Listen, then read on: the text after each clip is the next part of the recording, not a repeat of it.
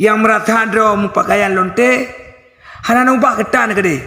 Tapi ben we bumo Aceh. Nyo kan bumo mana pek-pek nya bumo aulia. Bumo syuhada. Awak tekre kamu pegah abang pegah tungku kre. Ni atlet mana jak ke de.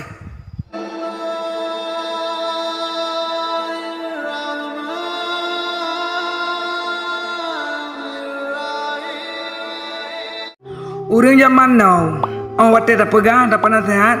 Ikun, ai dongku nato keluarga adron apa? Nato jaga keluarga adron mentang.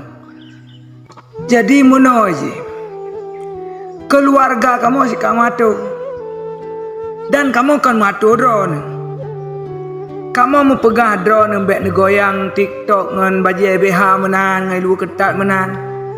Kamu matunya kamu matu drone, kan galak meraya ambil atu drone. Muman ngan ya anak gato.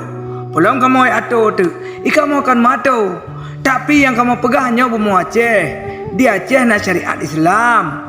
Jadi tolong berpenampilan hino bumuhi syariat Islam. Jadi kau Islam, pakaian lagi pakaian kafe kan kafe kah, tapi pakaian kah. Sedangkan kamu ronyo mupingat nyan mupingat bekah kasut lu model menan nyokan tidak pegang nge ai Nabi Muhammad ke putra kena udunya untuk kepegat akhlak kena yo gebohyum kat tahu rina pakan dro tu ronyo ada pemurah dro ada pelonte dro tu awak tai kemugak lonte penge. Tapi pakaian yang lonte pakai ide, kada pakai neo. Awak tak pingat penge. Awak tak ketika kita yo kre bacuk dak berapa? Itong ku yang nak carong temu nak. Yang nak carong kegegok. Hai ara kate hai. Kezo ku kun. Nak ku sebut nan satu persatu. Nak kun kapulan nanti pulin hana. Yang lon sampaikan umum. Tahu mentang yang kat japli keung. Yang mume madeng, yang merata dro mu pakaian lonte, hana ubah ketan ke de. Tapi ben we bumo Aceh. Nyo kan bumo mana pek-pek nya bumo aulia, bumo syuhada. Awak tekre kamu pegah abang pegah tungku kre. Ni atlet mana jak ke de. Bah agama pegah.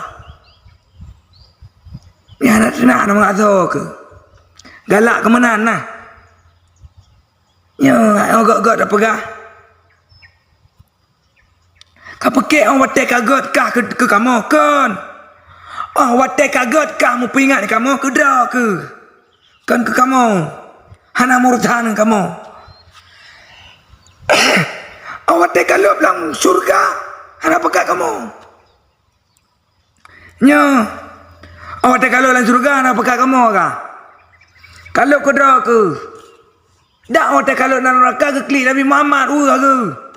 Pakan umat dalam neraka Nak utak kata mikir lah. Han sadar ke alik mah kejak ke.